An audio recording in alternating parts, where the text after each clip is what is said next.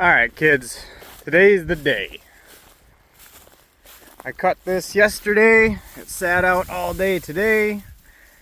It has a lot of color to it. The bottom side especially. Super nice and green. Yeah, it's gonna be nice tomorrow. I don't need to do anything with this because, you know, it's gonna get another nice drying day. But perfect opportunity to try my hay dryer setup. It's now or never, you know. I gotta try it eventually. My plan right now is just to come in with my grapple, try and grab a bunch of it. It's not gonna be efficient, but it'll get me by. You can see under here just how not ready it is. You take like one of these stems, there's a ton of wax on it. You see all that? I can scrape that wax off my thumb. Super pliable, ton of stem moisture. If I had to guess, it's probably, oh, I would say over 30% moisture. Pretty easy right now, but we'll check it. This is actually working way better than I thought it would. I'm just pushing it with the grapple right now. It's just skidding along. Push it in a little pile, then throw it on the trailer. I'll clean that bit now.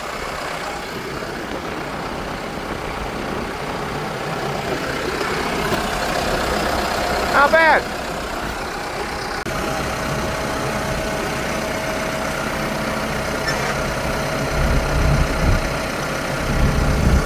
Easy peasy. Look how nice and green all that is. That's some beautiful hay. You could dry that, keep the color, and put that in a bale. You know, let's just say I didn't have a nice day tomorrow. Let's say there was rain coming. Well, this would certainly suck now, wouldn't it?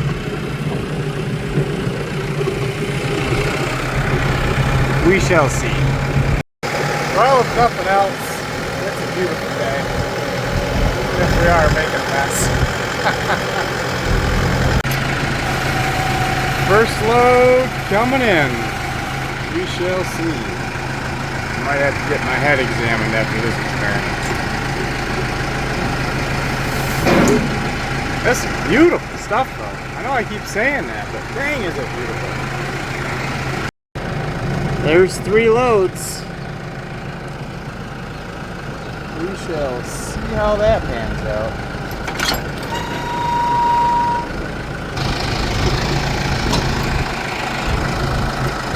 That's gonna be real interesting. First things first, get a bunch of temp probes. Jam them in there all different places.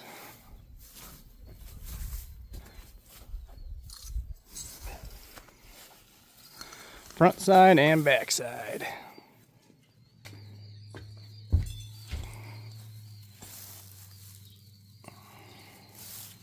Stuff's a little bit drier than I actually wanted, but it's still pretty wet. Ideally, see, I work full time, so I can't get it always when I want to. But ideally, I would have got it last night at the end of the day. But this stuff is super green. We'll check the moisture on it in a minute. Let's get the fan fired.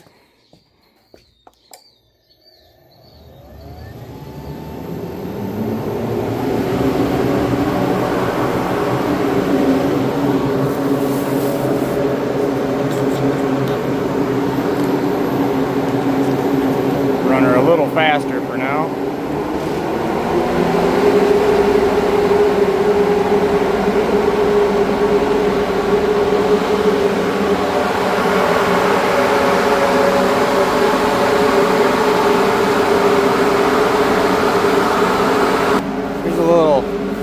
Ball of that grass.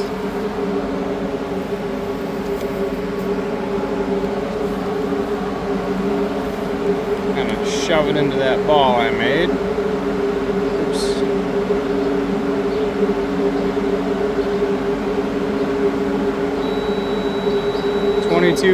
.3. You kind of push it into 23.8. I was getting a reading 33 before, because you can see this stuff. It's very pliable, tons of stem moisture. If you tried to bale this right now, you'd burn your barn down.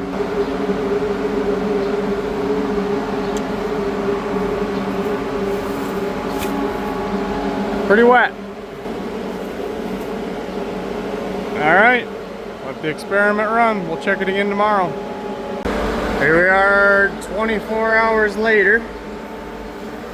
I'll be honest with you guys, it really doesn't feel much different. We still got a lot of stem moisture. Not much has happened. And I didn't think it would yet. But, you know, we were supposed to have a nice 3-day window for hay, 3-4 days. And, well, guess what happened last night? It dumped rain. Of course, go figure. I had like, what, 13, 14 acres of really nice second land, and it just dumped hay. And on top of that, I was out, just to add insult to injury, I was out cleaning up some first cut that had also got rained on and dumped on and was ruined. And it's like I'm cleaning that up and it's dumping that on me. I am frustrated today. I am very frustrated. So I'm gonna go out and ted second cut. Stuff I got in the barn looks great. If it ever dries, who knows on that one. All right, it's a week later. All right, I was gonna give you guys an update, the day after I put this in and the following day. But the thing is I came out here after running the fan. I came out here and I looked at it and it didn't look any different than when I put it in here. And it went, what, 3-4 days later, it was like, even then it wasn't much different. And I was checking it at night, which I learned something on that one.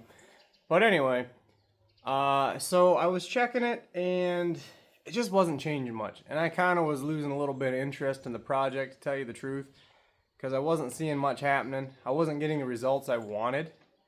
And so I ended up starting to not run the fan 24 hours. Before I was letting it run and run and run. So I switched to be like, I just ran on night. Hi, Lucy. Come here. So I ran at night, off peak hours. Not that I was paying a lot of attention to that. But I did start running non-peak hours. I pet her. Now she's just not going to leave me alone. Hi, pretty girl. Come here. I hate being picked up. I know. I know. Anyway, I ran non-peak hours, and my electrical cost ended up being pretty much nothing. Like, you hardly noticed it on my bill. I think maybe it added like $3, $4 a day, if that. So I really came in under budget on the fan. All right, girl, you gotta go play. So happy about that, really. Now the dry down, you know, originally I thought it would take a week or two, you know, but I wasn't seeing any results. So it was just kind of really becoming very deterring on this. It stayed very nice and green. It never heated. I never came up over whatever the outside temperature was. A lot of times it'd be like slightly cooler just from being in the shade with the fan going on it and the cool concrete underneath. So I never heated. It never smelled bad. It always smelled good. Actually, I really like having the good smelling hay around here. But here we are a week later, and like I said, I started cycling the fan on for only half the day. I'd turn it off during the day. I'd go to work, do my thing, come back at night. Cooler nights, I'd kick it on and run it. But I would come out here and probe it, and my moisture was always high. And I thought, well, what the heck? I have a good Delmhurst meter. They're pretty reliable. So I went over to my already baled hay that I know for certain was dry, and I probed that, and that stuff would read high too. Now this is just a surface probe. Let me show you.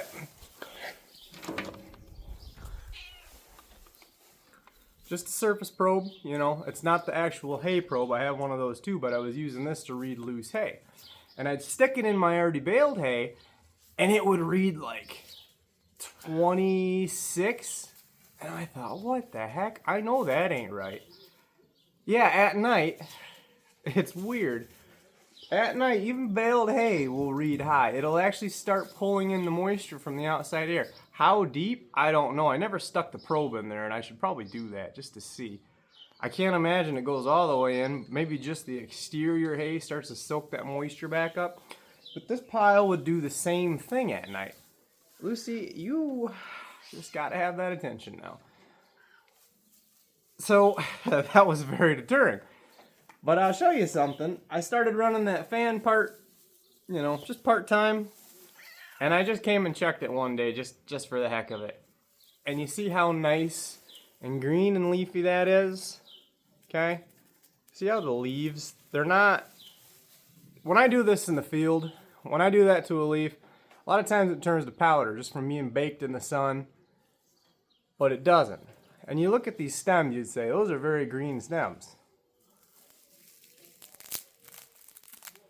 They're not. You can't flake any wax off them. They're dry. And it is like this to the center of the pile. Like, I'm shocked, actually. I didn't think this was gonna work. I was losing faith in it. But this is crazy, guys. This whole pile, and it is, I don't know if this camera lighting is gonna be a little funky or what, but this whole pile, all the way to the center, look how green that is. It's dry, it cracks, it breaks. I have beautiful leaf retention. This is wild. Now this is a small batch. You saw how many trailer loads I stuck in here. It wasn't a whole heck of a lot. But it wouldn't take anything to scale this. You know. I was ready to write this project off, clear my mind of it. But now it's got me doing a double take. It's amazing, like you can see where that light is from just the sun from that window. How much that fades that out. But like right under it'll be fresh green. You don't lose any color to the sun when it's in the barn. And you can control it. And let me tell you, so that whole field that I cut, and I put a small batch in here, I don't know if I mentioned it, but there was a big old pop-up storm came out of nowhere, wasn't even on the forecast, and I lost that whole field. Now it's in round bales back behind the house because it got dumped on. So you saw how nice and green that is. Here's some late first cutting that I made. Doesn't have near the same coloring. It ain't bad, but it ain't near the same coloring as what I made in that barn. I am impressed, guys. I really think there was something to that. Yeah, it was old technology and the way they did it with the mouse, but you could bring a modern twist to that and mechanize all of this and actually run this pretty dang well. Let me see if I can run this thing one-handed. We'll just jam this in there. 9.8.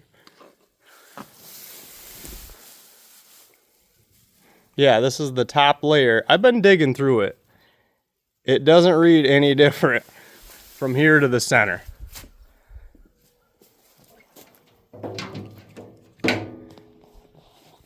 This experiment was a major success. The energy consumption was extremely low, very low. I just ran a fan, no heater, no dehumidifier, none of that. Some wild stuff, guys. I'm a bit shocked. I'm a bit speechless right now. It's got the wheels turning in my head, so it takes longer to dry in the barn by far. It takes a lot longer to dry it in the barn. And you also have to have a lot of setup for it, and you would have to make, maybe I will make it, some specialized things to bale that, because now you have to stationary bale that unless you have a good way to spread it into windrows in the field, which I do not. I'm not even sure what I would do for that. And pick up some more of a pane. Yeah, there's probably a reason we don't commercially do this. But what if you could? That's what I got to think about. So I hope you guys found this interesting, because I sure did. So we'll see if I stop there. I probably won't. I kind of have a problem of overcomplicating things. So we'll see what happens.